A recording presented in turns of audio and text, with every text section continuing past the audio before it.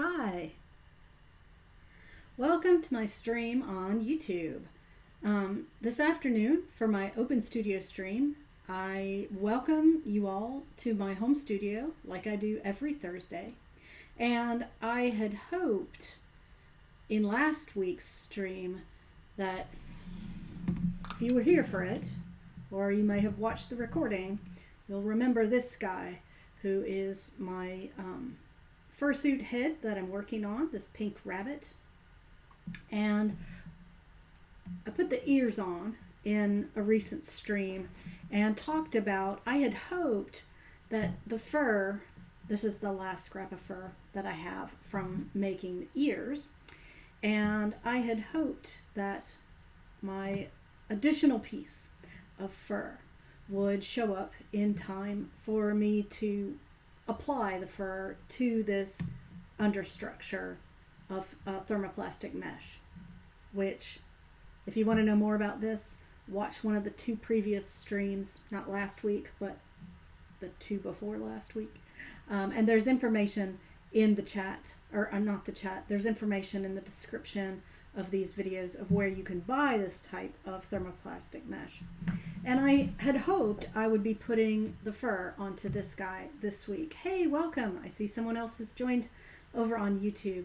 Oh, you know, I say that because I'm usually also streaming on IGTV, but I'm not this week because the tablet I usually stream to that platform on was not fully charged battery-wise. Actually, I'm lying. It was totally not charged at all. So, so I'm only streaming on YouTube this week.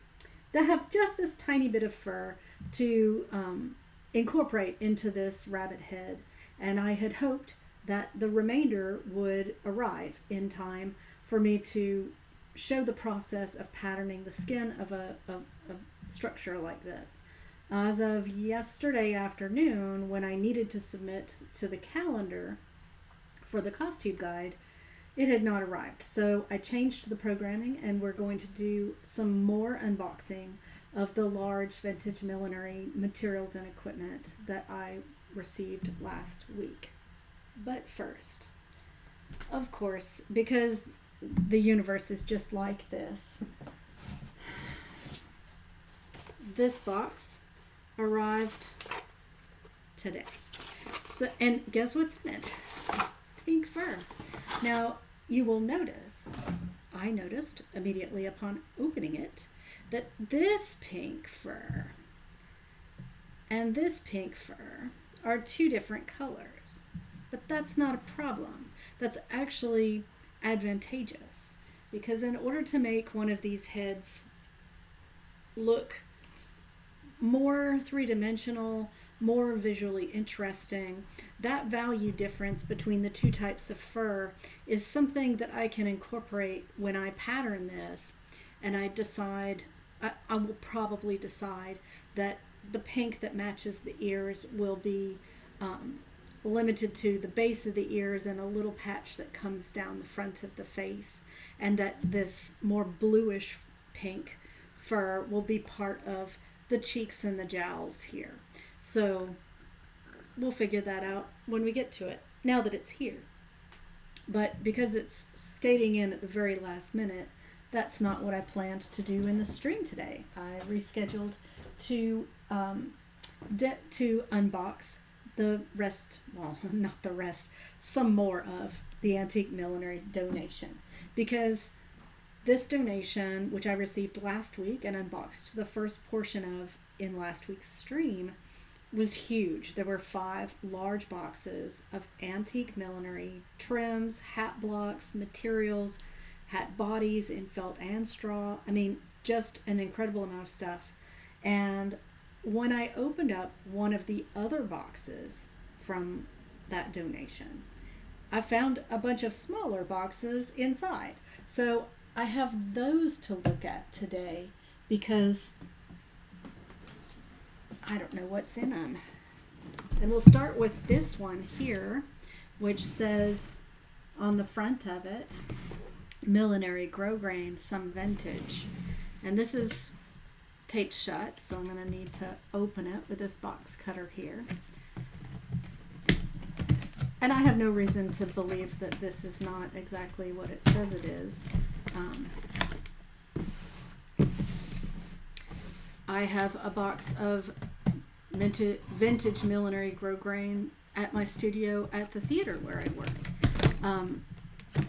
Recycling and reusing and repurposing is really intrinsic to the craft of millinery, I think, as an overall principle that you follow. You can use the smallest quantities of ribbon and lace and flowers and feathers to make millinery trims, so it doesn't really make sense to throw anything away. Now, it's a bad art for anyone who has hoarding tendencies, because you do wind up with bags and bags and bags of little piddly ends of ribbons and stuff. Oh, all right. So I'll unpack this box so I can share with you what's in here, including, this is an antique. I have some other rolls of antique millinery grosgrain of this width, which is an unusual, well, it's a atypically wide width. And I have this width of vintage grosgrain in black, but to have it in this straw colored, well, let's see, there's a marking here. It says 56% cotton, 44% rayon, and no color name, just a color number 284. The ones that I bought, I acquired them in the garment district of New York City, when a millinery supply shop, well, millinery supply dealer, was shutting down, and they were all going for rock bottom prices just to move the merchandise. And so I bought 5 spools this size of this width of grosgrain in black, because I knew I would use them for hat bands and hat trims at the theater where I work. And so this is really exciting, because it's another high quality millinery grosgrain in a second color that I can add to our stock there. And on that same tip, ooh, oh, this is great.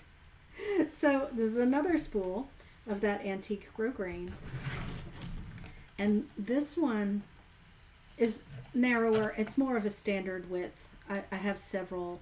I think I stock black, tan, and weirdly a sort of a Easter egg lavender, because that was on a super sale for some millinery supply company that's going out of business. And now I can add this to it, this beautiful blush pink grosgrain. And one thing to notice about these that I always marvel at is these antique grosgrains. They were packaged with a paper wrapper to separate the ribbon from itself. I don't actually know why. And actually, sometimes other milliners will join me on this stream. No one's talking in the chat yet. If you'd like to say hi, if you're just joining me new, I'd love to interact. But if my colleague Denise is here, she may know the answer to this. She's a very knowledgeable milliner as to why that paper is in there.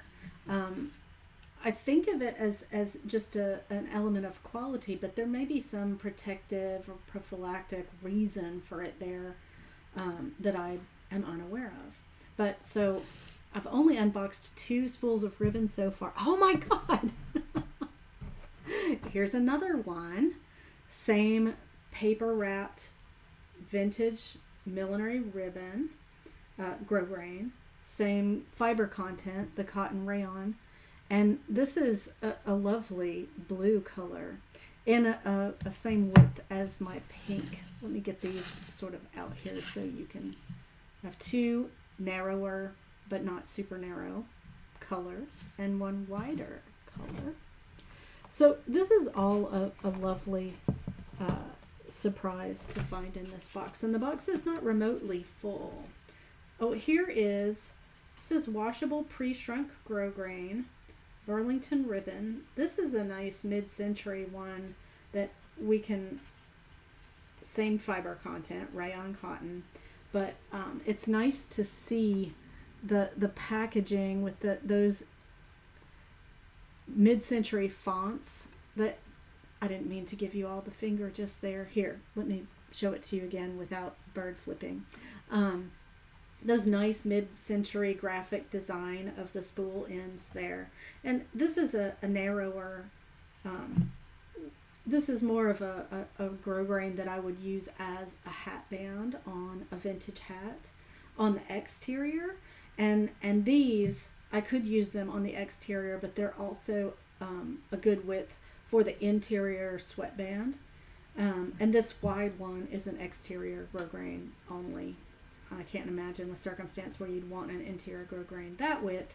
I can imagine some miniaturized hat styles in which you might want one as narrow as this. Oh, here's some of this. It looks like maybe a little bit narrower than the tan grosgrain there, and this one is not on a spool. This is just one that they have, this milliner, whoever it was that is my benefactor, they rolled them up like this. And actually, I'm not a fan of rolling any type of ribbon, but particularly vintage ribbons, into a spool like this, because it imparts a spiral to that ribbon that you then have to spend some time pressing out, and certainly if it's a synthetic, sometimes it's really difficult to get it out of it. So I think what I'm going to do really quick, because I can, is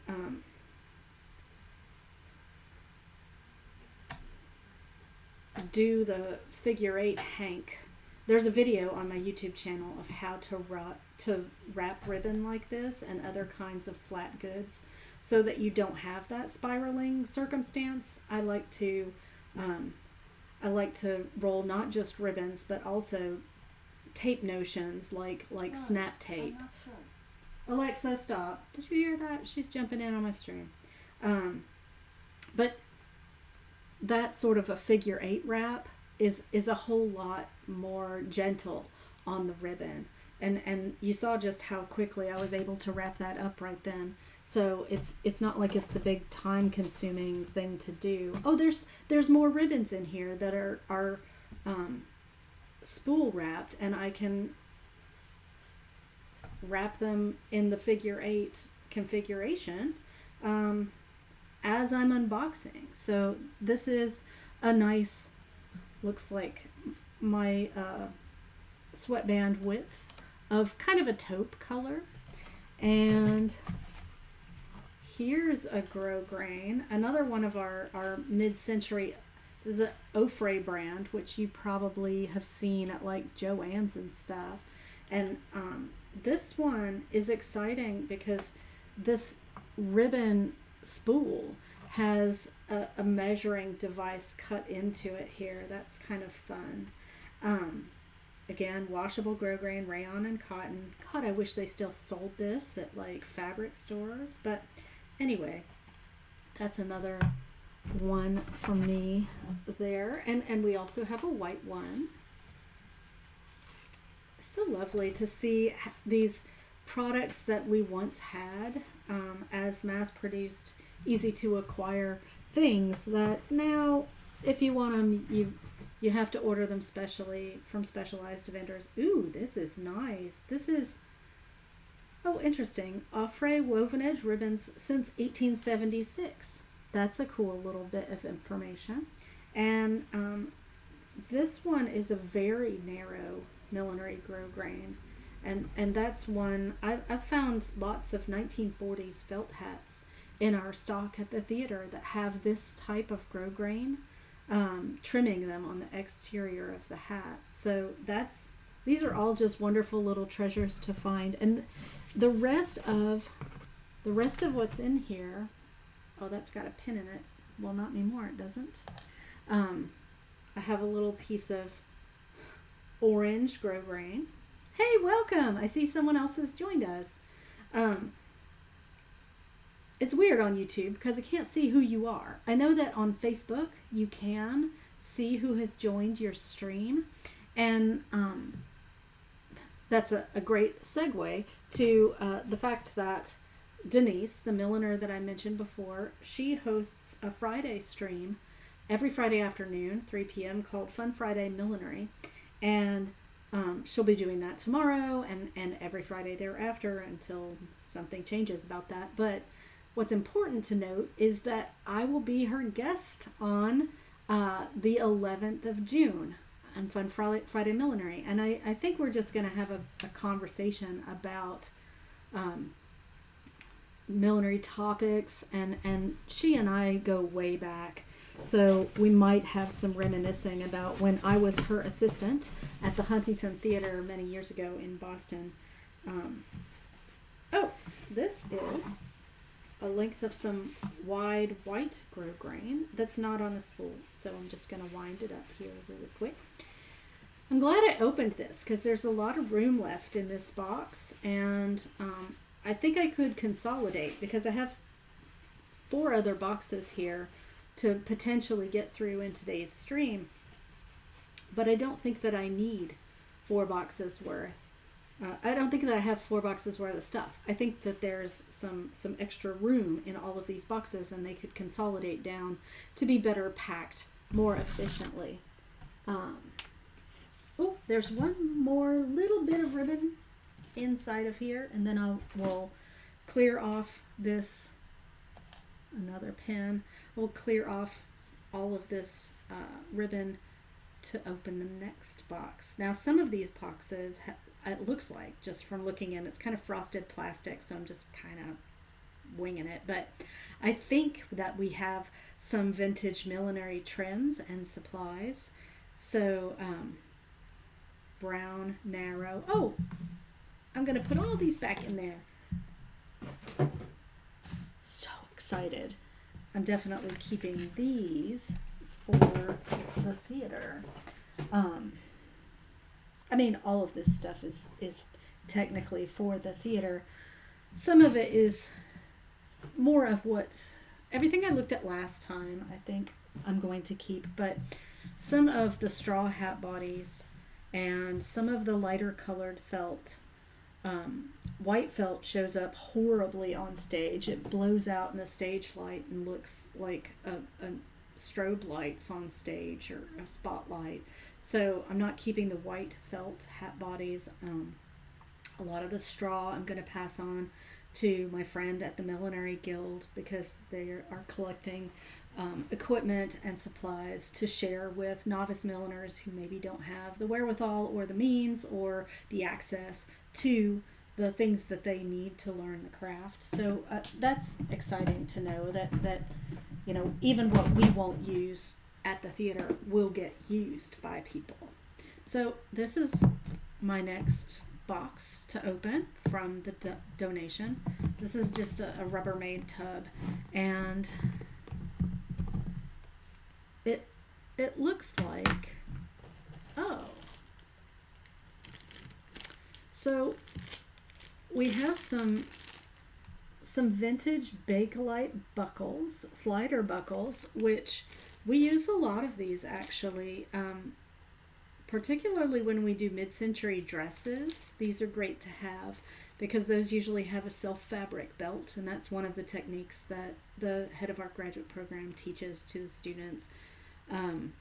And they're always looking for these types of buckles to augment those belts. And I think what I'm going to do is put these into the bigger box that only has a few things of ribbon in it as I go through it and see what we've got. So, this says artichoke hearts on it, but I know that's not what it is because I think it's seed beads. I think it's little white seed beads. Well, we have an extensive seed bead collection at the theater, so that'll go into it. Oh, wow. So this This is a beautiful vintage millinery trim that she has begun to manipulate. It's still got a little tag on it here. $4. And it's the quill, if you can see that, the quill is this long, and it's been stripped so that there's only this sort of trapezoid shaped bit of trimmed ostrich flues that are left in the middle there. That's really lovely, not just as a piece of trimming, but as an example for what it is. You know, that the idea that you used to be able to go not to the garment district but to the millinery section of the garment district, and there'd be vendors with tons of manipulated feather trims like this. It's really great to see an example of one of those, and I'm going to leave that out because it's more fragile than I want to just toss into this box over here. And then, ooh, this is lovely. These are some closures. Can you see that? They're like hook and eye closures, and they're like metal versions of frogs. I can imagine. I have a sweater that these go down the front of that I bought at a thrift store in England, I don't know, 10, 20, 25 years ago. And so this is something that will definitely get used, not in a millinery context. This will probably get used by a draper on a historical costume. There are great. There are several pieces. Oh, this is interesting. So this, if you can see that, these are seed bead cords, and it's a damaged necklace that they used to, I'm sure that she saved this thinking these would be great decor for a hat, and she's correct. And that's probably what their future will be in my existence and my relationship with them as well, unless they get used in some other costume piece. But it's nice to envision this as a necklace too as well, isn't it? That's something that's quite lovely. There's some interesting ornamental cord elements in this. Look at that. That seems to be, let me look at it a little closer. That's like braided leather that's little strips of leather that have been braided into a cord. Like if you've ever seen a bolo tie, this is that kind of braid, that round braid. So that's a cool thing.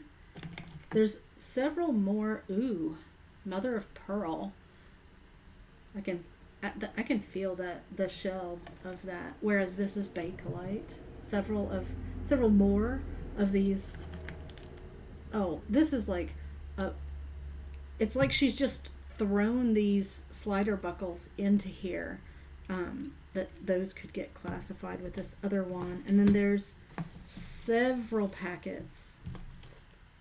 So there's sequins on a string, white sequins on a string, miniature sequins, red sequins. Those are contemporary. You can buy that at M&J now. Some more leather cord, more sequins. So, ooh, some beaded trim. That's quite lovely. So like at the theater, we have a box of various containers of sequins, a box of various, or it's more of a drawer of these slider buckles, a drawer of this beaded trim. I'm feeling more and more like, wow, that's a big buckle. I'm feeling more and more like what I'm finding in this. Ooh, a little brooch. That's a nice ornament. This is really more random, I guess. lots of sequins, lots of slider buckles, and then other stuff sort of thrown in and about. I'm going to save out my antique feather trim and actually put this aside because this is something that I think we have work study students who come to us during the school year with often little to no sewing experience, and we teach them to sew, but their skill level and their speed is not what you would necessarily hope for in terms of a production assistant. So sometimes what we utilize them for is for sorting and categorizing and cataloging and inventorying, things like this when we get a mixed donation of this sort. And even if you don't have wonderful sewing machine skills, you can take this box and separate it into like, these are all the slider buckles, these are all the sequins in packages, these are all of the little ornamental bits and bobs, and it gives them, it's a project. We can just hand it to them and say, sort this into categories, and they'll do their 2 or 4 hour shift, and they get to explore some really cool things, and we get this actually sorted into spaces, into categories. So I'm going to leave the rest of that together because I think that it could be a great hand-off job to a work study. And I'm going to open the next box. So I mentioned that I'm going to be a guest on Fun Friday Millinery on June the 16th, but I did not mention why. And the reason why is because the month of June is the 15th anniversary of the existence of La Bricoleuse as a repository of information for costume crafts, artisanship techniques, and tutorials and so forth. It started as a blog, and my first blog was on LiveJournal back in 2006. It started in the month of June. And so all next month, I don't want to say all next month. I have some normal content that is unrelated to the anniversary as well. But I am going to be a guest in Fun Friday Millinery, which is a stream on Facebook Live. And I have some programming that's connected to that millinery, or to that millinery, to that anniversary, that are going to go up on my YouTube channel. But then I'm also going to host a celebration party stream on the 17th, which is a normal Thursday, like my normal studio stream. I'm going to have an anniversary party for that stream, and I hope that you can join me for that.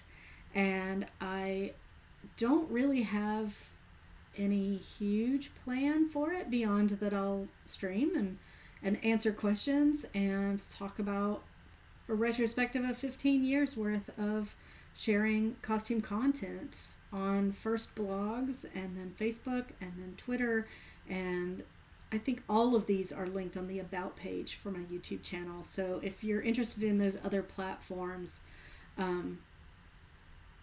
the blog has moved to Blogspot, and that's the contemporary one that is linked on YouTube. That's the one that I still post to. I posted to it this morning, actually, a review of a new book about felting, the history of felting.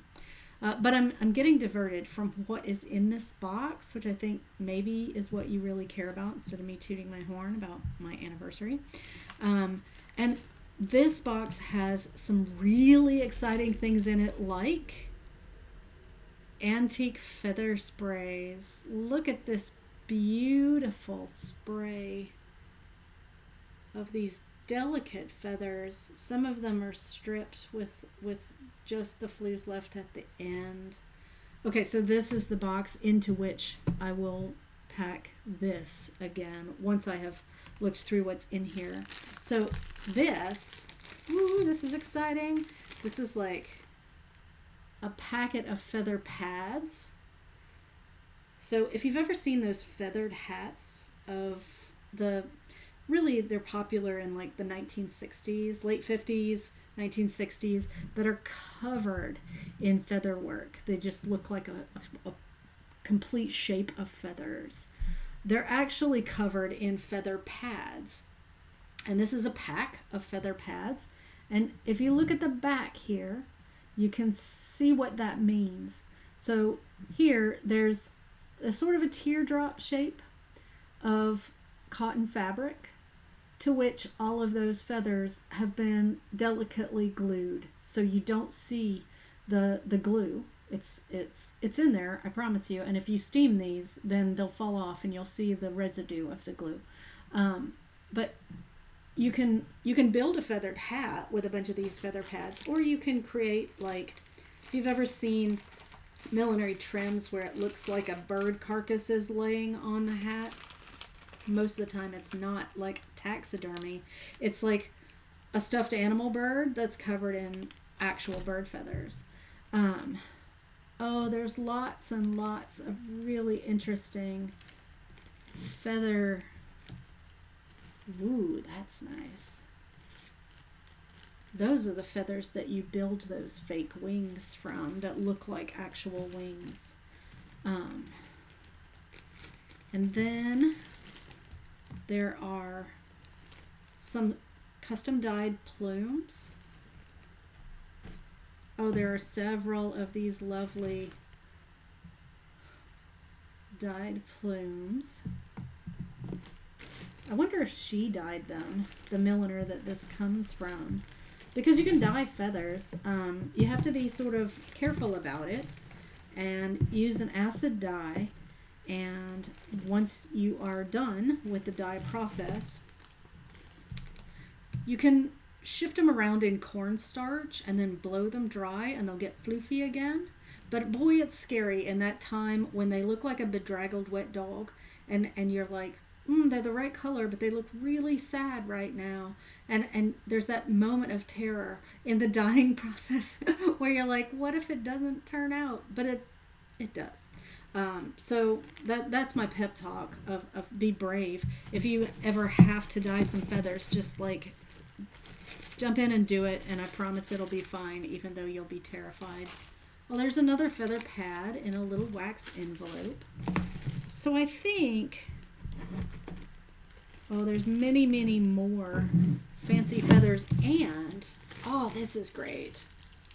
This, if you can see that in this plastic sleeve, this is a feathered hat band.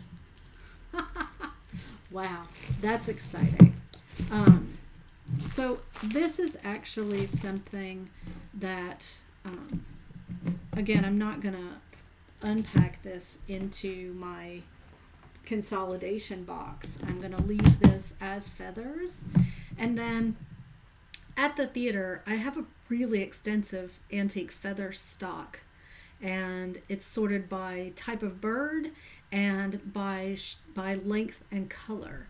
And so this is something that I don't know that I would trust a really green work study to go through and distribute these into the right classifications, but this is definitely a job that I could delegate to an assistant who is like a graduate student,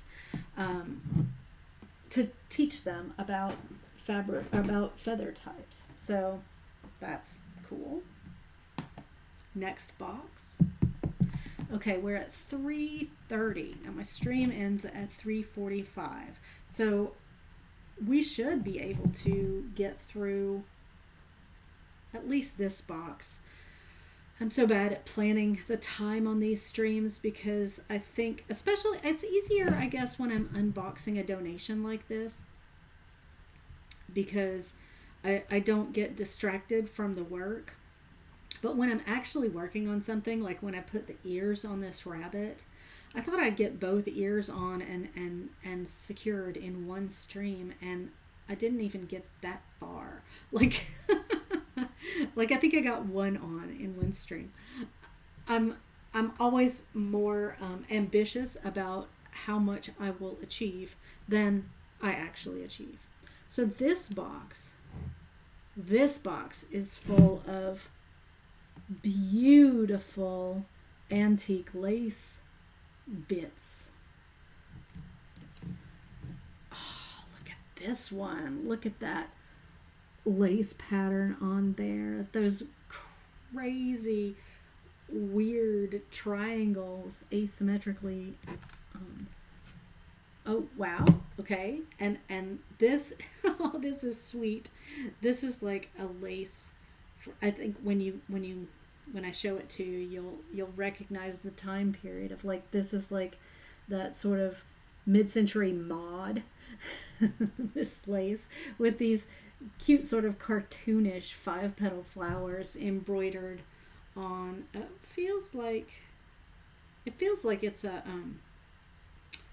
oh, I think of, I'm going to mess it up, so I'm not going to even try to come up with the right vocabulary term for that type of lace.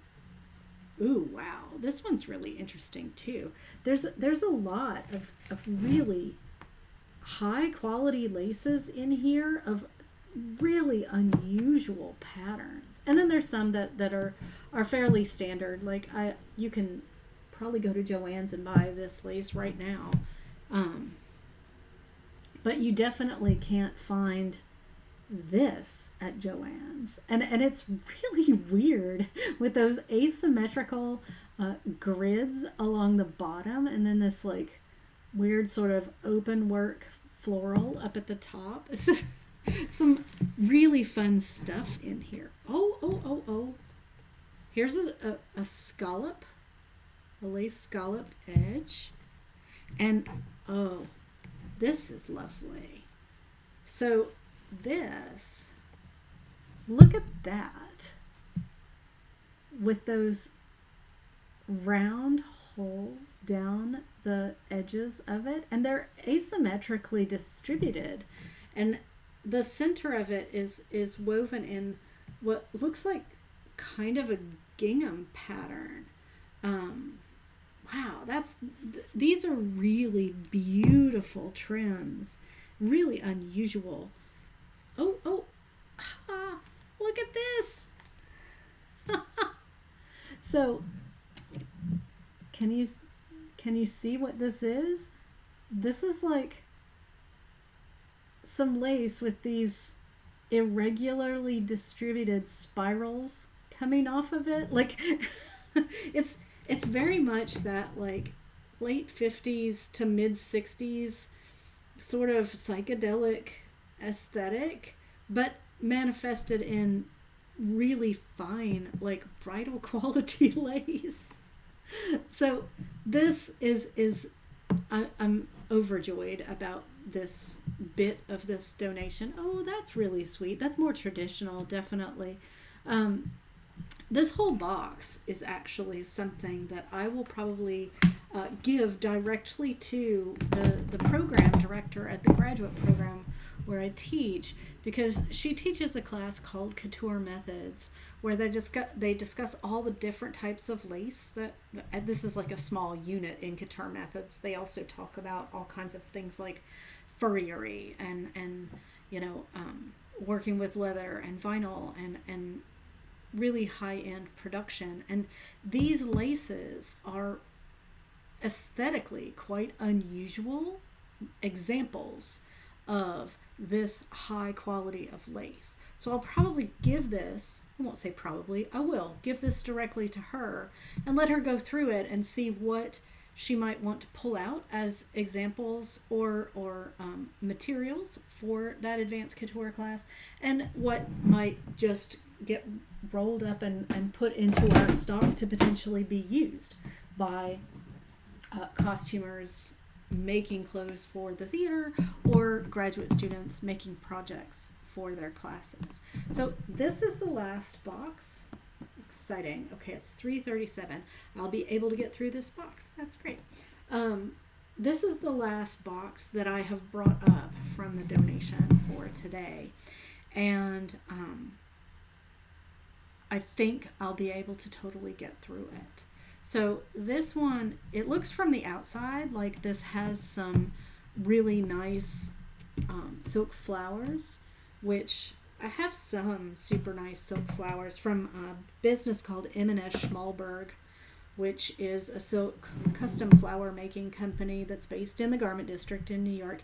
And actually, you can take a video tour of their factory. There are several people who have gone there and filmed it on YouTube. I've been. You can call them up and in non-pandemic times ask for a tour of their factory. I just saw them post on social media recently that they're reopening for factory tours to masked groups of, I think it's 5 or less. It's really worth going and checking it out. But what I have in here, oh wow, okay. This is fantastic. So it looks like the flowers in here are vintage old stock millinery silk flower trims. And how I can tell that with this bundle in particular is that spaghetti that is it's like a little tube of fabric that's used to make the stems there, and then the leaves themselves are a sort of a papery material that if you spend a certain amount of time digging through old millinery trims and such, you get a sort of an aesthetic vocabulary for dating the things of what is contemporary, what is mid 20th century, what is potentially even older than that. And this is definitely mid to early 20th century with those little spaghetti strap things happening on the stems. And this is a beautiful flower. This might be one of Schmalberg's, because if you notice here, there's these transparent organza petals in the exterior, and then some beautiful, you probably can't see, it's white so it's blown out on the camera, but there's some satin petals on the interior, and then these lovely organza gossamer petals on the exterior. And somebody has built this into a millinery trim that includes these vintage ivy leaves here. I just love it. And then there's some, you can't see them, there's some spirals of green bias tape sort of stuff on the back there. That's a really lovely thing to see. And then by contrast, here is a strip of mass-produced, machine-made fabric flowers that, like, if you look back, I hate that these are all white because you can't really see the details well, but this, you can buy yardage of this at like Mood Fabrics right now, you know. That is, it's lovely, it's beautiful on stage. Well, not the white, but you know, they're great, but they're contemporary. And this one, it's dilapidated. I'd have to fluff this up with some steam and maybe a flour iron or two.